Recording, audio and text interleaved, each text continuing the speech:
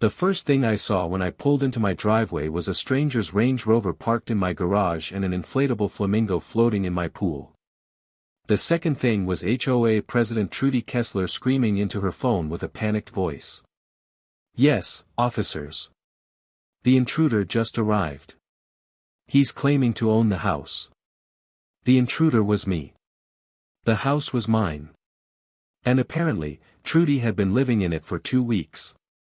My name is Grant Delaney, and I'm 48 years old. I'm a semi-retired construction magnate and the owner of a sprawling Mediterranean-style estate in Sycamore, Glen.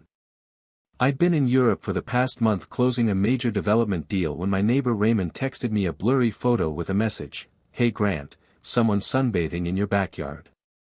Thought you should know." I figured it was just a misunderstanding.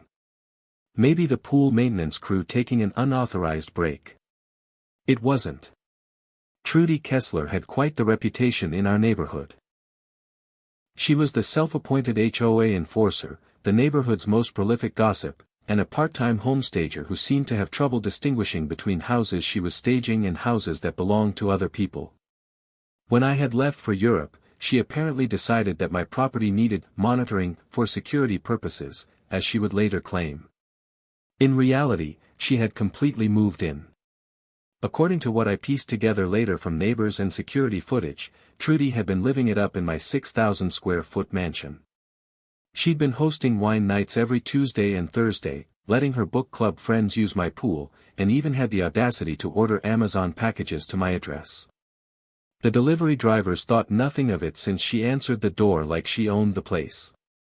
My trip to Munich was supposed to last 6 weeks, but the deal closed faster than expected.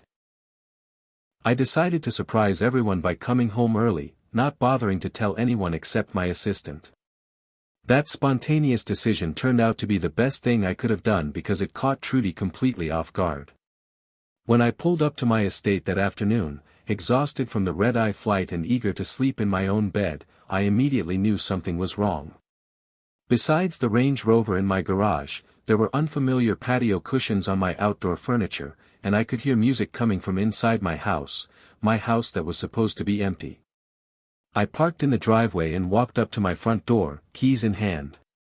That's when Trudy burst out of my house, barefoot and wearing what looked like my late mother's vintage silk robe that I kept in the master bedroom closet. Her face went from relaxed to pure panic in about 2 seconds flat. "Stop right there," she shrieked with an authoritative tone. "This is private property. I'm calling the police." She was already dialing 911 on her phone, pacing back and forth on my own front lawn like she was the victim here. I stood there for a moment, genuinely stunned by the absurdity of the situation. "Trudy," I said with as much calm as I could muster, "this is my house. What are you doing here?" She ignored me completely and spoke into her phone with a dramatic, terrified voice. "Hello, 911. Yes, there's a man here trying to break into a house at 4721, Belmore Drive. He's being aggressive and claiming he owns the property. Please send someone immediately." I couldn't help but laugh, which probably didn't help my case when the police arrived 10 minutes later. 2 officers approached cautiously, hands on their holsters, while Trudy stood behind them, pointing at me like I was some kind of dangerous criminal. "Officers," Trudy said with a self-righteous tone, "this man has been harassing our HOA for months about supposed property violations, and now he's trying to break into this vacant property. The owner is overseas." The younger officer, Officer Garland, according to his badge, looked at me with a skeptical expression. "Sir, can you explain what you're doing here?" I pulled out my wallet, keeping my movements slow and deliberate. "My name is Grant Delaney. This is my house. I own it. I have my driver's license right here with this address on it, and I can show you the mortgage paperwork on my phone if you need it." Trudy's face turned an interesting shade of purple. "That's impossible," she said with an indignant voice. "The owner is in Europe. I'm the HOA president, and I've been monitoring this property for security reasons while he's away." "Monitoring it by living in it?" I asked with a sarcastic edge. "Is that Range Rover in my garage yours?"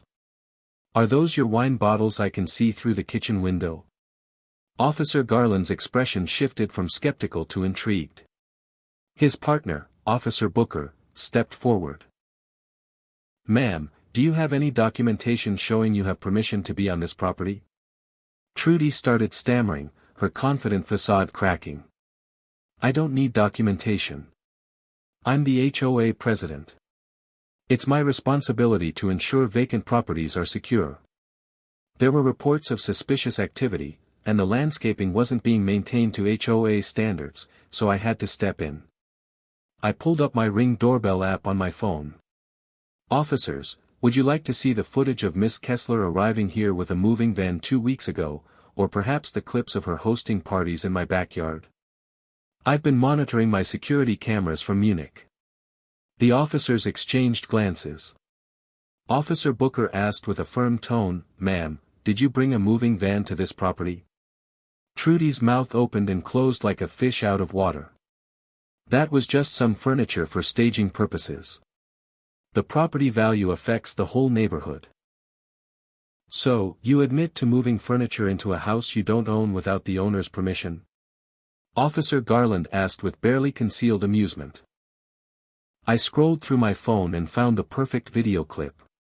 Here's footage from last Tuesday. That's Trudy and about 12 other people having a pool party. Oh, and here's Thursday's book club meeting in my living room. Should I keep going? Trudy's friends, who had been watching from inside my house, suddenly scattered like roaches when you turn on the light. I saw at least 3 women rushing to grab their purses and head for the back door. One of them knocked over a potted plant in her haste to leave. Trudy, Officer Booker said with a serious tone, I need you to answer this question very carefully. Do you have any legal right to be inside this man's house? She pulled herself up to her full height of 5 feet 2 inches and said with a haughty voice, I have every right as the HOA president to ensure properties meet community standards. This house had unapproved landscaping modifications. The grass was half an inch too long. And I noticed the mailbox was tilted at an improper angle. Officer Garland actually snorted. Ma'am, none of those things give you the right to move into someone's house. I decided to drive the final nail in. Officers, would you like to see the Amazon delivery confirmations? She's been having packages sent here in her name.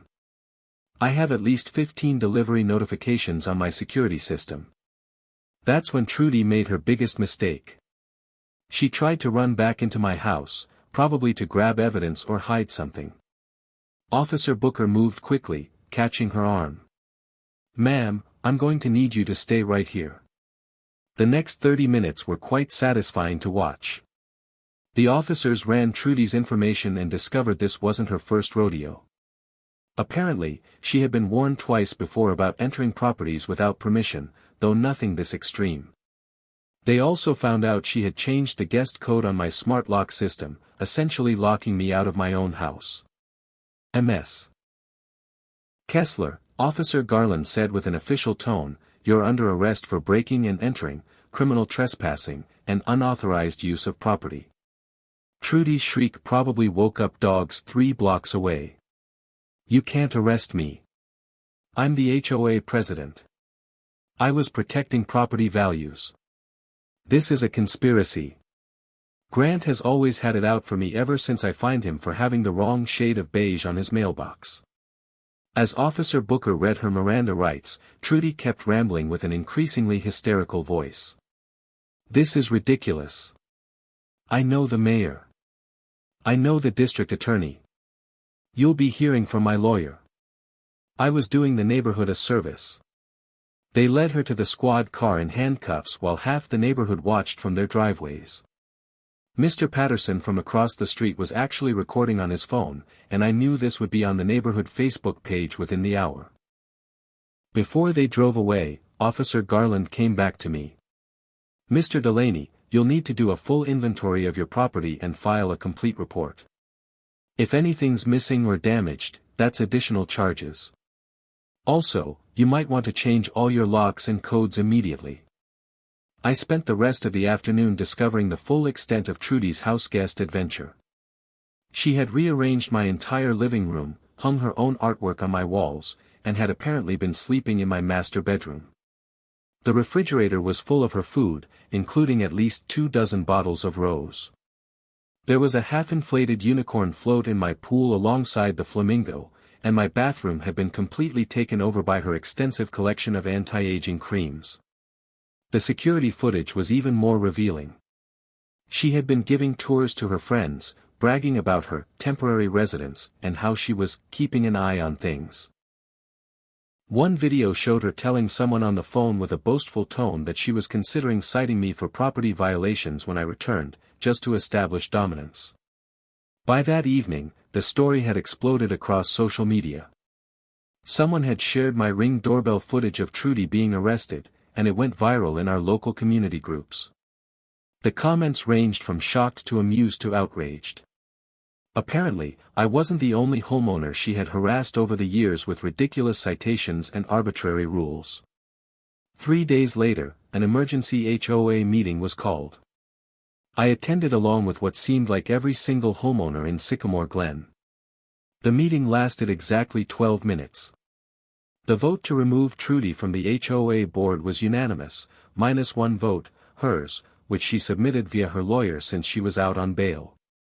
The criminal case moved forward over the next few months. Trudy tried to plea bargain, but the prosecutor wasn't having it, especially after they found out she had done similar things at her previous apartment complex before moving to Sycamore Glen. She had actually been evicted from her last place for repeatedly entering other tenants' apartments to check for lease violations. Her lawyer tried to argue that she had implicit permission as the HOA president, which the judge found absurd. He actually said with a stern voice, "Miss Kessler, being an HOA president does not make you the feudal lord of the neighborhood. You cannot simply occupy someone's home because you don't like their mailbox." In the end, Trudy was convicted on all charges. The judge sentenced her to 18 months in prison, though she'd probably serve less with good behavior, and ordered her to pay $25,000 in restitution for damages and legal fees. When the sentence was read, Trudy fainted dramatically in the courtroom, which honestly felt like the perfect ending to her reign of HOA terror.